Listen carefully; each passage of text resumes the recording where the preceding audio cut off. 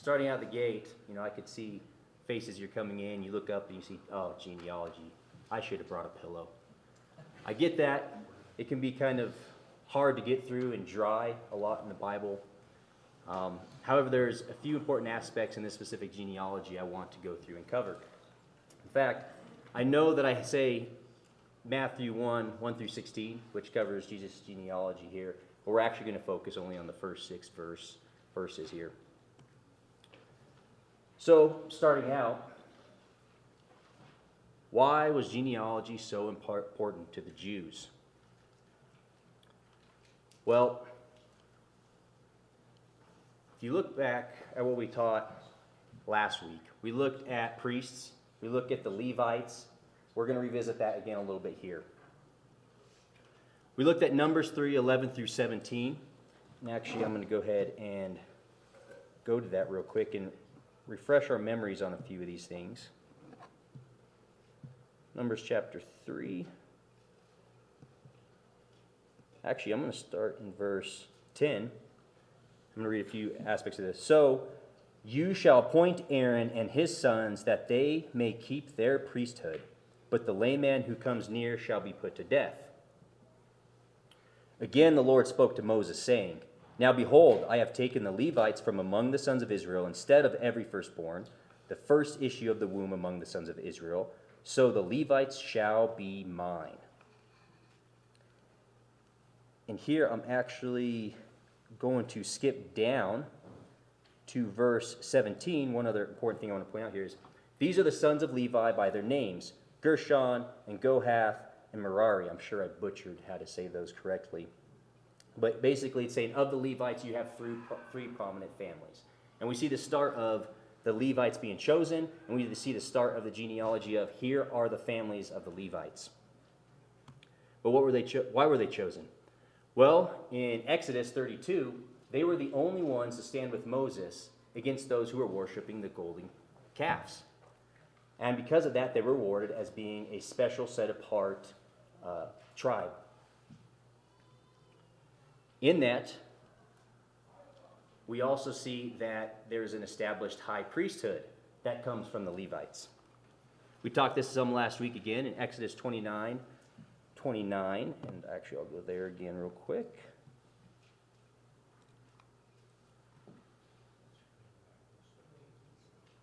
And it says, the holy garments of Aaron shall be for his sons after him, that in them they may be anointed and ordained. So there's lots of scripture. We covered a lot more last week, but the idea is you have the Levites that you were chosen and God pulled out because they actually stood with Moses against those who were worshiping the golden calves. Then he says, Aaron, you guys get the special place of priesthood, and your sons after him, that they might be anointed and ordained. So, revisiting from last week, we have Levites were chosen to serve for God in special circumstances. We also see that they were, of Aaron's hereditary, were able to be high priests. We talked that they were able to serve for life. We won't read these, but in Numbers there's quite a few verses on it, and in Nehemiah.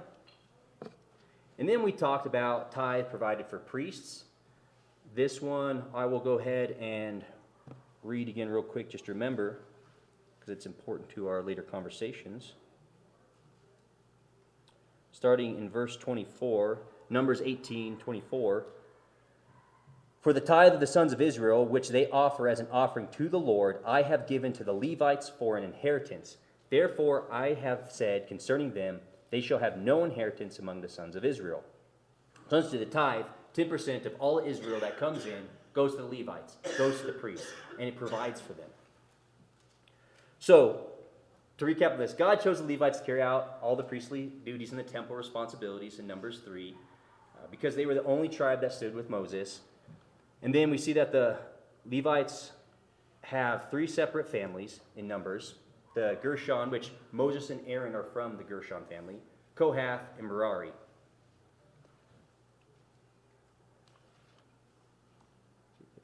So there's one important thing I need to talk about here. This is the way God had established it. He said there's going to be a high priest, you're going to be from the Levites, and later from the sons of Aaron you'll be the high priest. Well, over time, that changed. We see this happen a lot with the Jews. As God says, here's your commands, here's what you're going to do, here are your laws, and they do something different, and they do something different. And then he gives them more laws and more rules. They start out with 10, and then also it's hundreds, it's 600, 700. It just continues on through their whole history. They do the same thing here, that we have the intertestamental period, about 500 years of silence from prophets, from any word from God.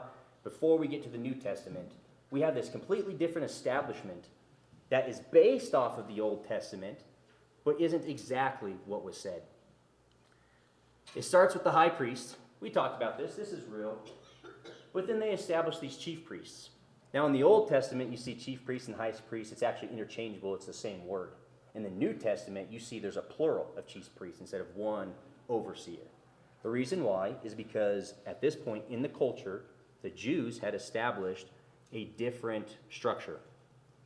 So of the chief priests, you have the captain of the temple. And this is their hierarchy. High priest is kind of the presiding president over them all. Then you have the cultus.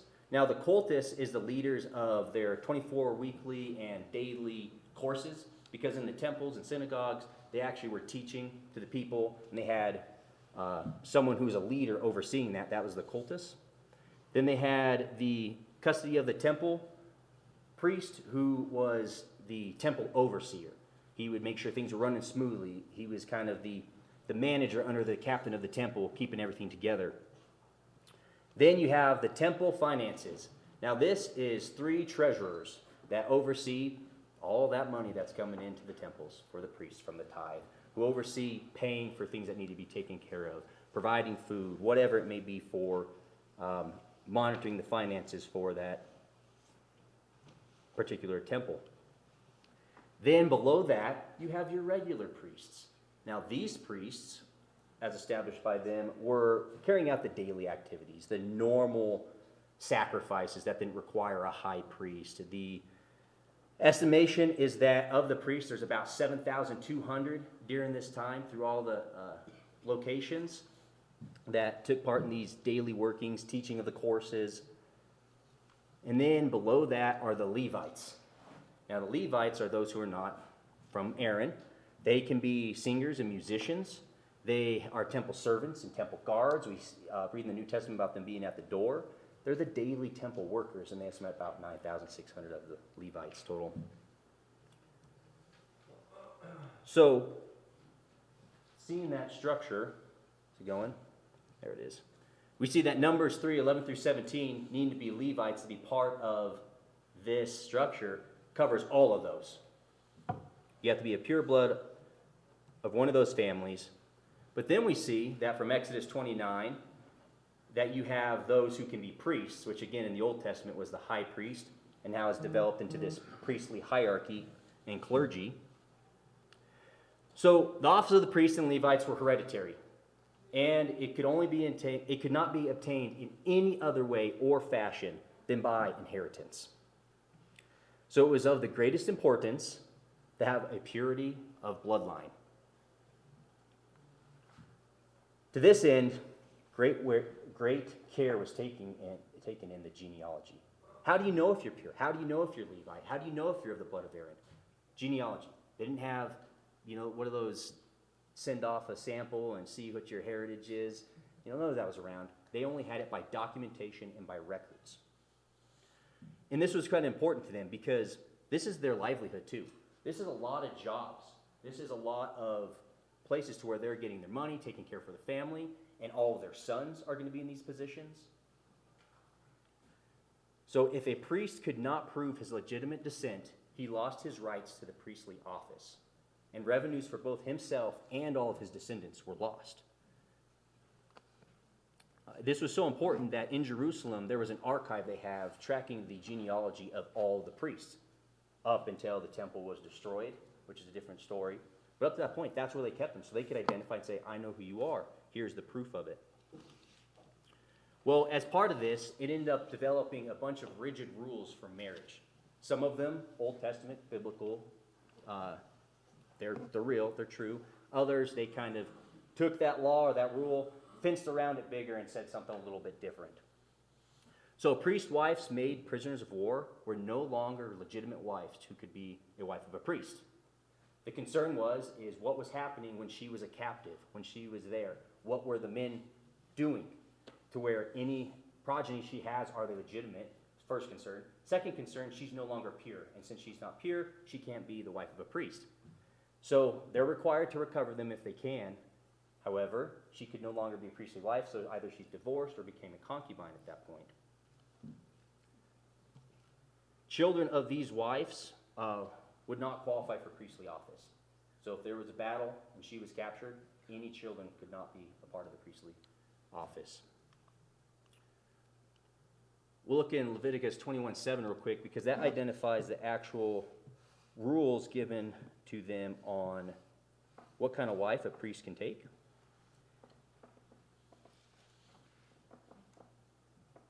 So one other thing I forgot to point out is the daughters of an illegitimate marriage could never marry into a priestly office either, because she was not pure. And to be pure, there can be adultery, prostitution, rape, anything that could make the woman seem impure or question her heritage or genealogy.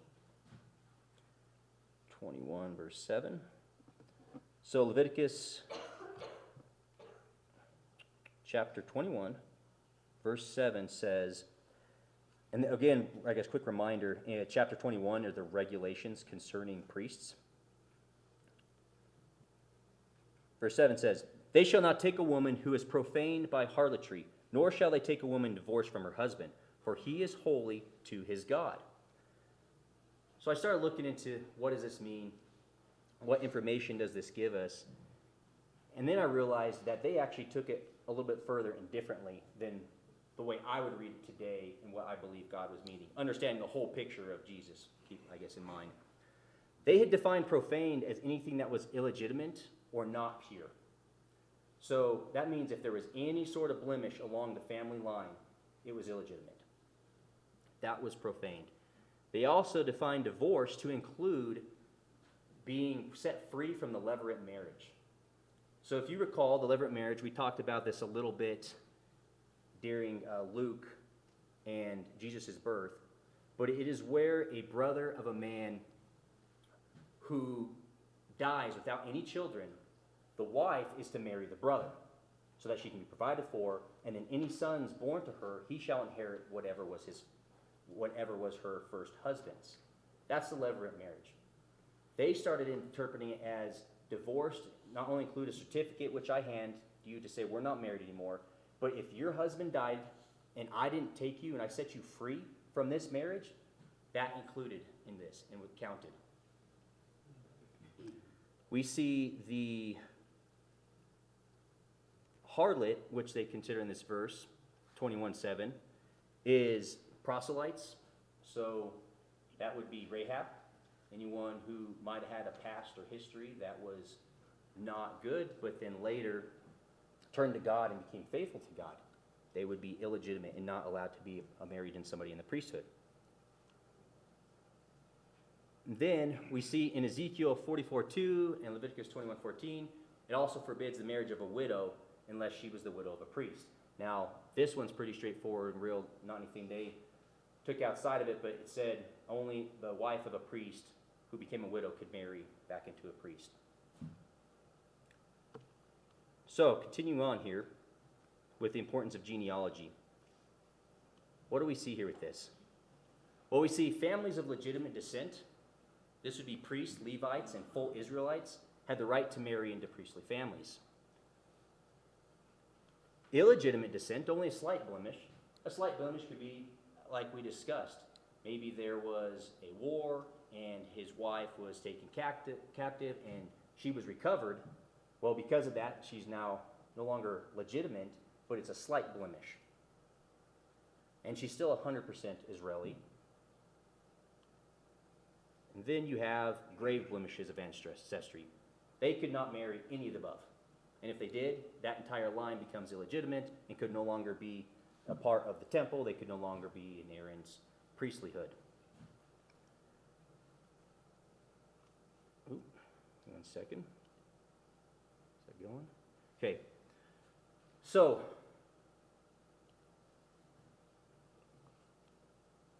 this new TV is kind of nice. I can actually see where I'm at. Thanks, Kirk. there's something else that takes a part in this ancestry. You're starting to get the picture here, right? Genealogy was important to them for one super important reason: their livelihood and what they could do in the temples, whether they're Levites or priests. It was also important for them because of civil rights. Pure ancestry had proved to give them more civil rights than others. So if you were a Gentile, you didn't get the same sort of rights that a Jew did, much less if you had a blemish. Even the simple Israelite knew the immediate ancestors and could point out to which of the 12 tribes they belonged, because it was such an ingrained part of their culture. And that's what, they come in, I'm, Matthew of Jehoshaphat of whatever, this is who I am. That's how they identified. It became a part of their structure. Pure families separated themselves from those who had mixed Gentiles. We see this in Ezra chapter 9, verses 1 through 1 and 44. And from this way onward, legitimate ancestry became the foundation of the community. The genealogy started to assure them civil rights within Israeli. So with that intro, I want to go now to Matthew 1, and I'm going to read the genealogy in question here. So Matthew chapter 1, starting verse 1, says, "Then the Lord called to Moses and spoke to him from the tent of meeting, saying," oh, I'm sorry, I'm in Leviticus still. If that confused you who were already there. Try number 2. Okay, the record of the genealogy of Jesus, the Messiah, the son of David, the son of Abraham. Abraham was the father of Isaac, Isaac the father of Jacob, and Jacob the father of Judah and his brothers. Judah was the father of Perez and Zerah by Tamar. Perez was the father of Hezron, and Hezron was the father of Ram. Ram was the father of Amminadab, and Amminadab the father of Nahshon. And Nahshon the father of Salmon, and Salmon was the father of Boaz by Rahab. Boaz was the father of Obed by Ruth, and Obed the father of Jesse. Jesse was the father of David the king. Verse 6 still. David was the father of Solomon by Bathsheba, who had been the wife of Uriah. So I'm going to stop there for a second. Is there anything interesting in this verse, these 6 verses to y'all? And there's a reason I'm focusing on these 6 verses, because it's very unique to the culture. Have you noticed when you look at other genealogies, it's father, son, father, son, father, son, father, son, all the way down. 14 generations, and then there's somebody, and then another 14 generations for a total of, and it sums them all up. However, in this genealogy, what do we see? 4 women mentioned. Very unusual in Jewish culture. Why? Well, we got to look at the social position of women. And remember, this is a Middle Eastern culture. For the most strict families, let's go ahead and go to the next one. Eastern women, including the Jewess, did not take part in public life. This is common. We see this today in certain cultures in the Middle East. Well, it was common then as well for the strictest families. And there's actually a range. There wasn't this is how everybody was. What I found through research is you actually end up with more of a scale of differences here. On the more strict end, this is the case.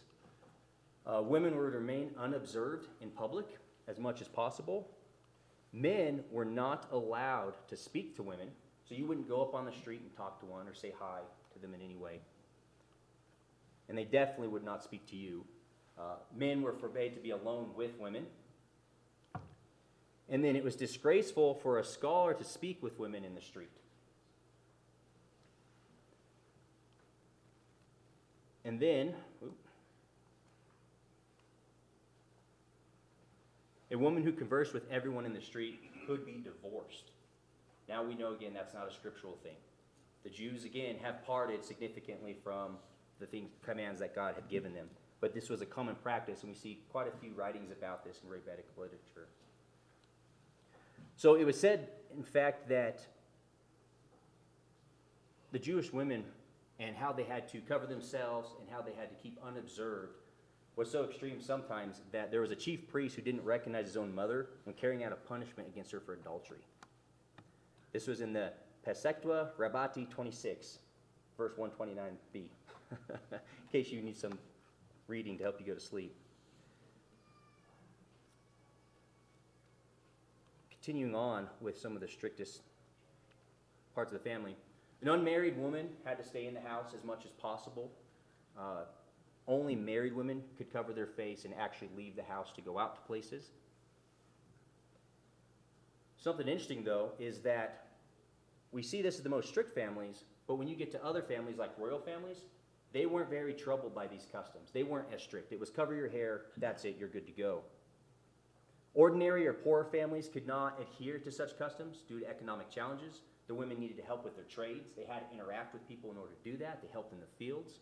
So it was prohibiting for them, so they did not follow this custom across the board. They were also relaxed at certain feasts, which allowed them to be together. And then there was different strictness between what took place in the cities, like Jerusalem, and what took place in the country. We actually see that today in Palestine, is they have a gambit of what is allowable depending on the location, how close you are to the city. So, what about before marriage? Well, in the father's house, the daughter became behind the sons. The sons were more important. They were the greatest gift. Education was limited to learning domestic arts. They had to look after siblings. And then up to 12 years of age, actually I think it's 12 and a half, error there, her father had full power over her, which means she had no rights. Anything she earned, anything she found, everything was his. Now, that, when I say it, it might sound crazy, but is that really any different today? You know, as parents, we have full power or authority over our children up to a certain age. No rights or possessions. I tell my kids that all the time when they're misbehaving. Like, this isn't your house, knock it off. Everything she earned belonged to her father, and then he represented her on legal matters. And here's one that's interesting, is he could cancel vows that she gave and accept or reject marriage offers. So this would be a little different today. Is he could say, you're marrying this person, and there's nothing she could do about it, up until 12 and a half.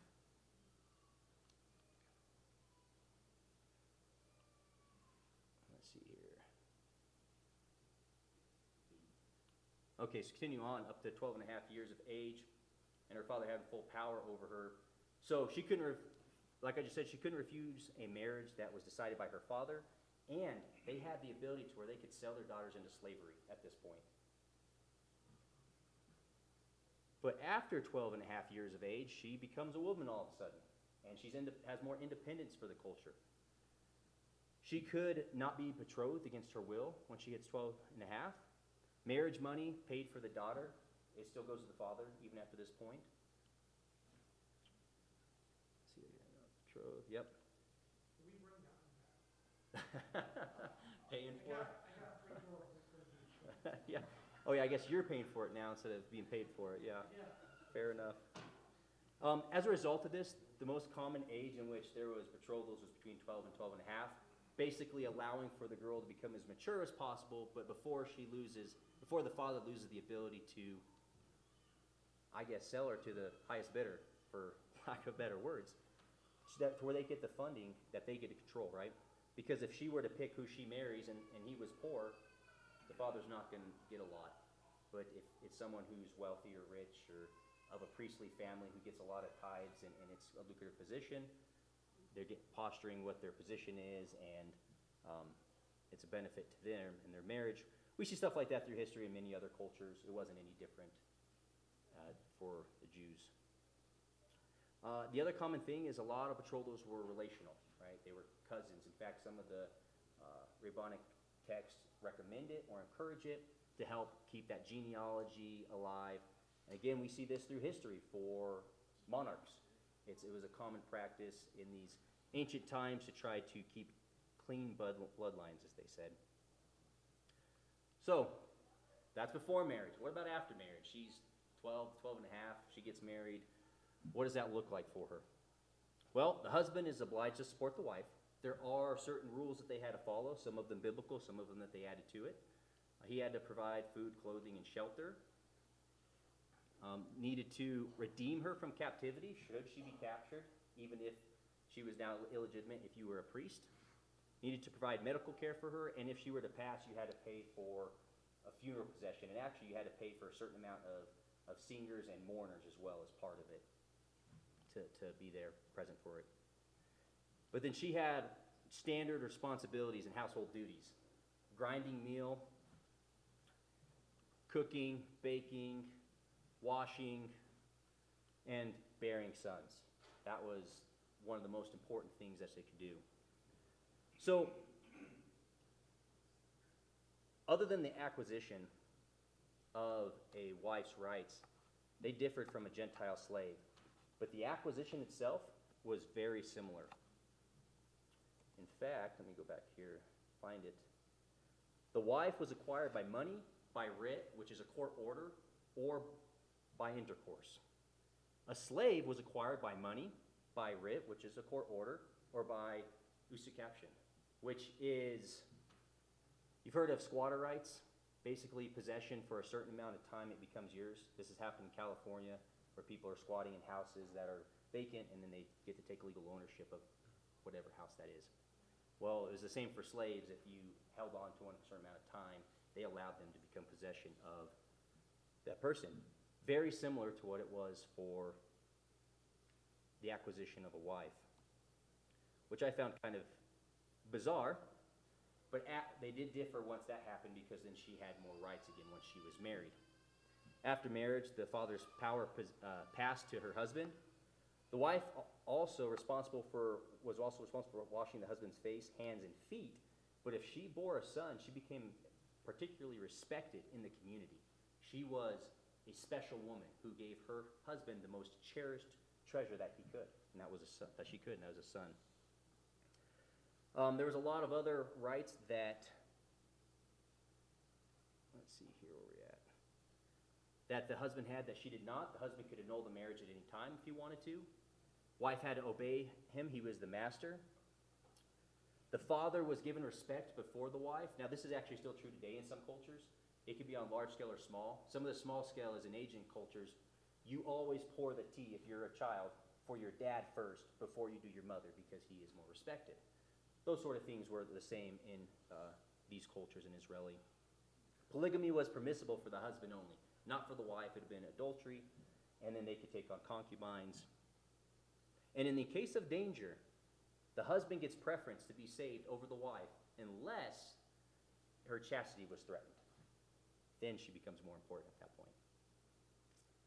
I found it kind of interesting. I thought this was maybe a case to this culture. However, I was reading The Count of Monte Cristo, which is based off the French culture by Alexandre Dumas. And he has a whole section in there about this and how the chastity of a woman becomes so important that a woman who was captured, it was better to kill her than to have her chastity violated. And her dad, when he found out, he said, "How could you kill my daughter?" The guy explained, and he said, "Oh, you did the right thing. Thank you."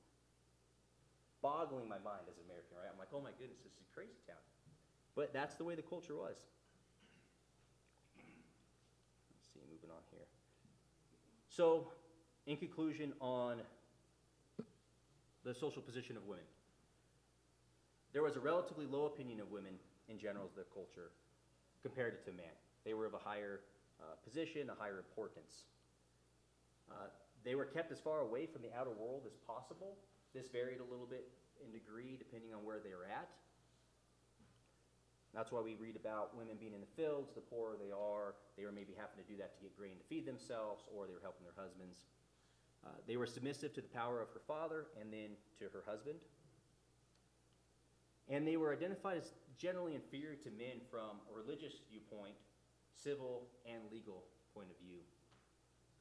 I guess I forgot to mention the reason religiously is at some point they decided women did not have to make the travel one time a year. Women didn't have to do certain things religiously that men had to do, but men had to do it because they were important. See if there's something else I want to say here on this. I did want to point out real quick that while a divorce or annulment could be given from the man and not from the woman for any reason, it was still actually a stigma on anybody. Even if a man divorced culturally, the literature shows that it was a stigma. It didn't look good for them. It didn't look good for the children. And it was considered bad taste. Don't do it, even though it was allowable. And then the absence of children from a woman was considered a great misfortune. So that's kind of another interesting thing there. Okay, so a little bit of perspective on why genealogy was important. It's because they needed to trace back their ancestry. And then we looked at how are women treated in this society. And that's important because we see in this genealogy that there's 4 women that were mentioned. But what we just read, what we just talked about is they weren't as important. They didn't have as many rights. They were supposed to be kept out of the public. You can see as someone from the Jewish faith who was in the first century maybe reading this text or hearing it, they'd just be like, what are you talking about? Why are there women in this genealogy? This is a man's thing. It would have been really bizarre to them. And then it makes you ask, why did Matthew include this in the genealogy when it's not included anywhere else in the other genealogies of Jesus?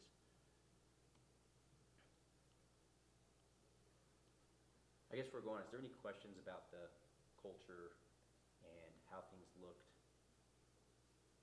Okay. So, looking in that verse, we see in verse 3, Judah was the father of Perez and Zerah by Tamar. And then verse 5, we see Salmon was the father of Boaz by Rahab. Boaz was the father of Obed by Ruth. And then verse 6, we see Jesse was the father of David, the king. David was the father of Solomon by Bathsheba, who was the wife of Uriah. And then actually, I'm going to jump down one more verse I read earlier, verse 16. And that's Jacob was the father of Joseph and the husband of Mary, by whom Jesus was born, who is called the Messiah.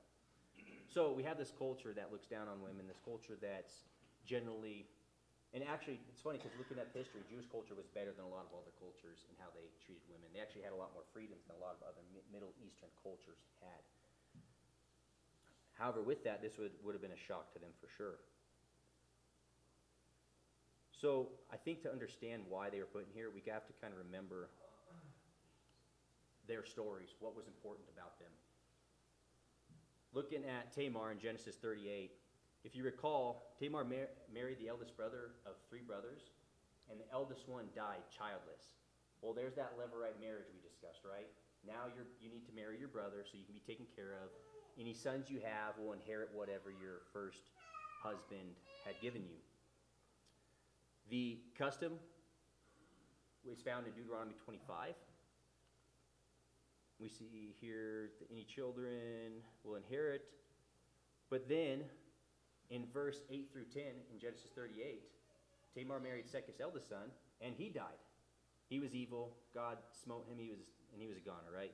So she goes, great. Okay, I've had one husband. He died. Next husband, he died. Goes to the father-in-law, Judah, and says, I need to marry your next son. And she's denied it. I don't know if it's because he's like, hey, you've had 2 of my sons marry you, and they both died. I don't know if I want to give you my third or not. This is verse 11 through 14. However, per her right, she was allowed to marry and should have married that third son. However, as we just discussed, there could also been an option from, the Jewish practice wasn't in place yet to where Levirate marriage was denied. That happened closer to the intertestamental periods.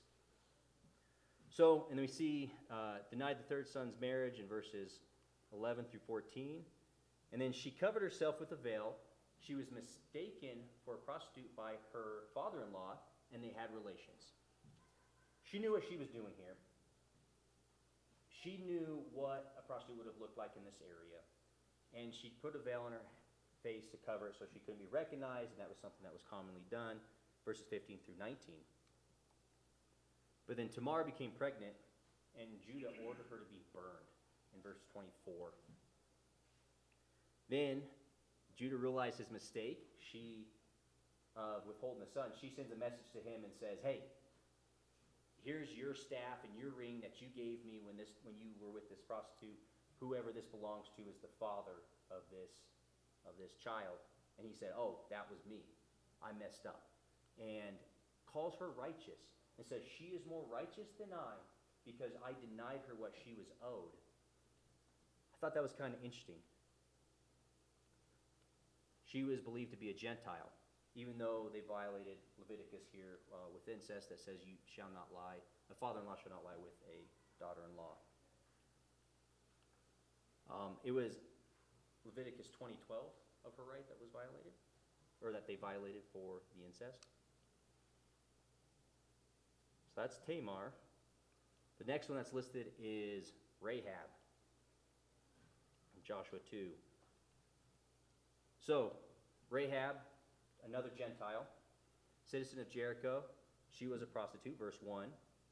In chapter 2, we see verse 4, Rahab hides Joshua's men. And then God's reputation has reached Rahab, verses 9 through 10. She knows about God. She knows about Jehovah. She says, "I know of your God. I know what he's done in his power." And as a result, she believes in God's power, and she's spared. She asked to be spared when they come to Jerusalem, and they said that they would do so.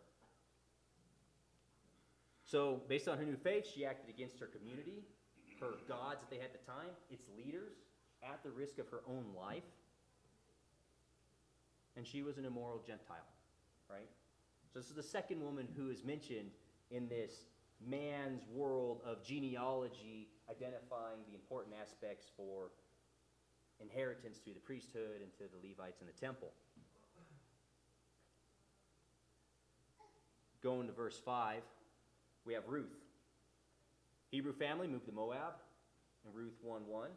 Naomi's husband died in verse 3. Ruth is a Moabite, so she's another Gentile. She married one of Naomi's sons. We see that in verse 4. Naomi's sons died along with her husband, verse 5.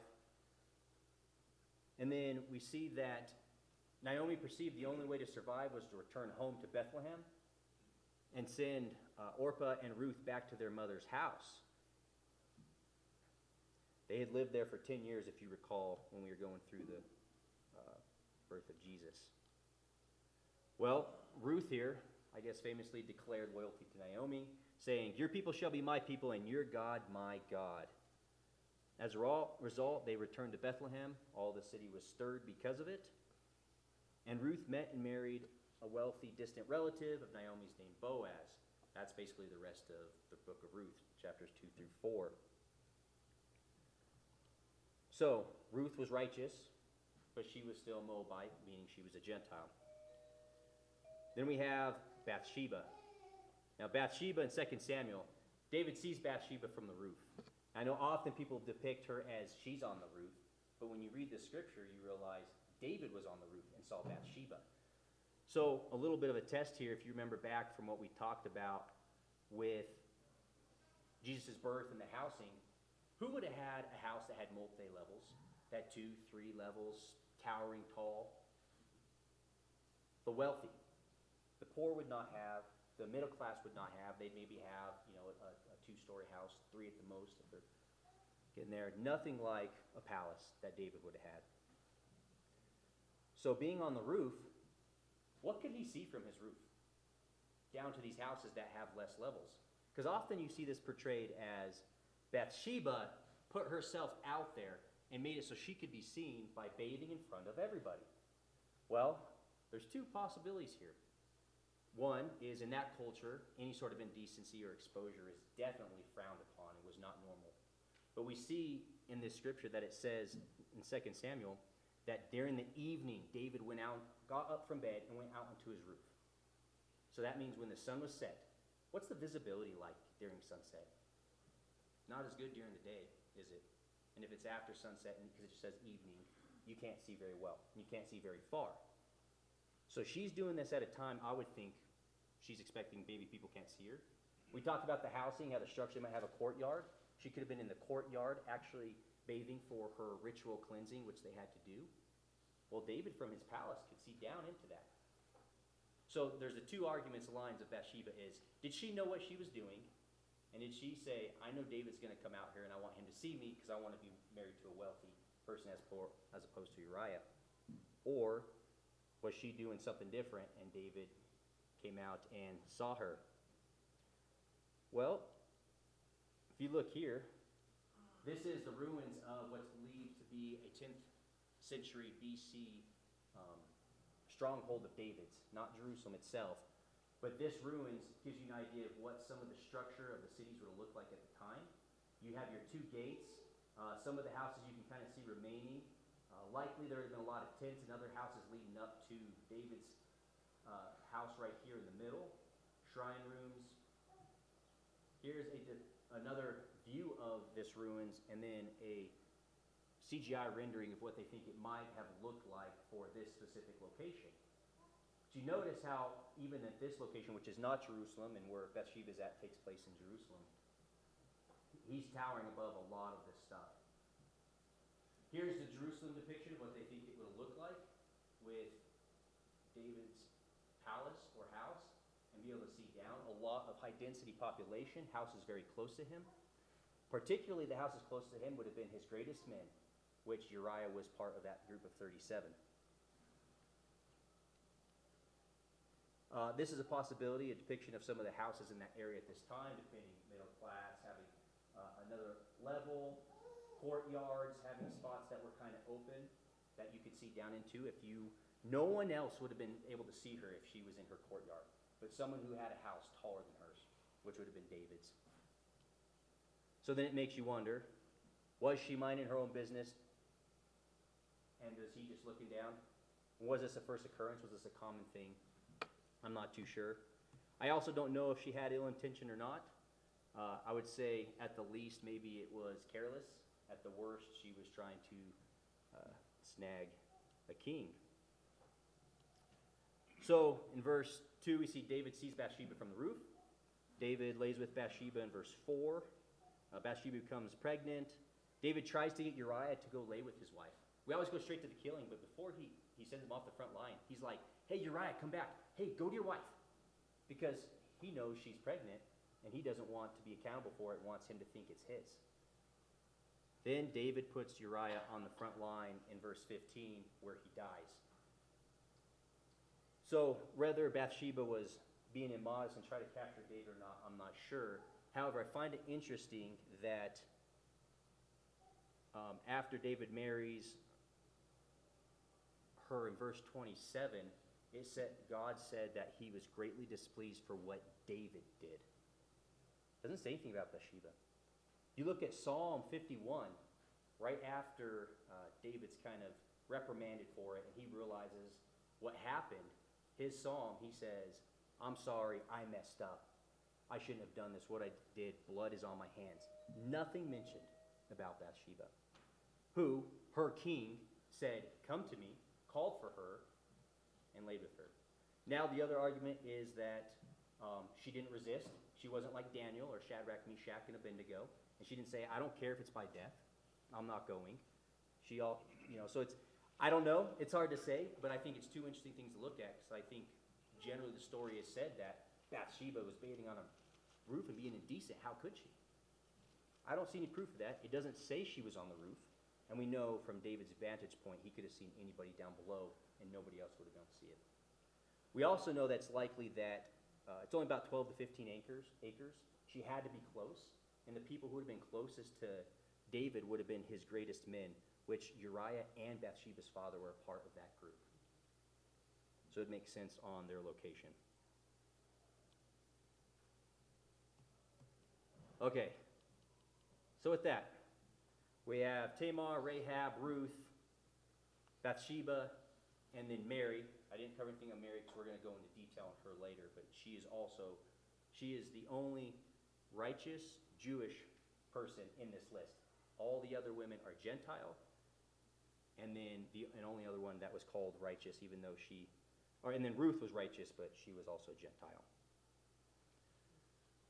So remember what we said about the priesthood? Purity of race. Would a prostitute qualify? What about an adulterous woman like Bathsheba? Or a Gentile at all, a Moabitess? None of these women other than Mary would have qualified to be married to someone in the priesthood. However, these women were listed in the genealogy of Jesus, the great priest, the one who came here and tore the temple veil and got rid of the whole, priestly organization there, this would have been shocking to the Jews at this point. Not to mention that women just were not part of genealogies. So it makes you ask, why did Matthew list women in Jesus' ancestry? Well, he includes men and women just as Jesus did in his ministry. We see Jesus do this in Luke 8, verses 1 through 3. He also to include them as a sign of the new kingdom, which we see in Galatians 2:28, which is for Jew and Gentile, for male and female. To do this, he includes Jews and Gentiles. The only possible way is to include women, because all of the men are Jewish. Then the women were made of both saints and sinners. So you had righteous women and sinners. You had Jews and Gentiles. But something else that's kind of interesting is all the women, if you dive into the stories, demonstrate some sort of intelligence, boldness, or courage in challenging situations. There was a certain quality of woman that was included into these as part of God's plan.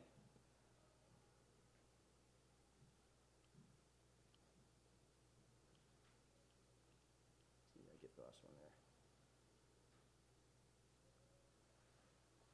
We know that Tamar struggled for justice and was called righteous for it, even though they had violated Leviticus 20. We know that the culture was not for women in this situation, yet they were included. And we know that we wanted to add Gentiles, which was important for Matthew's message of what Jesus was here to do. And I think that's the last one I had. Okay, we got through genealogy. I know it was tough. I tried to pick out the most interesting cultural tidbits I could of it instead of just reading it. The rest of the verses are all men who are all Jewish that go through different lineages. There's a few tidbits in there, but for future classes, I think it was most important we understood the role of women in the society.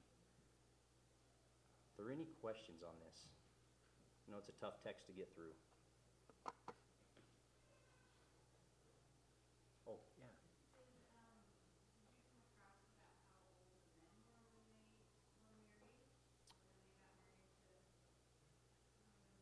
I do not know. I can look into it and find out and let you know if what the text says. The text had information on a lot of the rabbis' writings, talked a lot about the women's age, and I think it's particularly because it was related to law. So there were rights that they had or didn't have based off the age, which gave a lot of specificity to things that took place and when, because can you actually force her to marry? Well, how old is she? And so a lot of things they tried to do legally all depended on the age, to where the men were not susceptible to that challenge, to where they had rights from the get-go. But I'll get back to you on it, see if I can see if there was a common age. Yeah, good question. Is there any other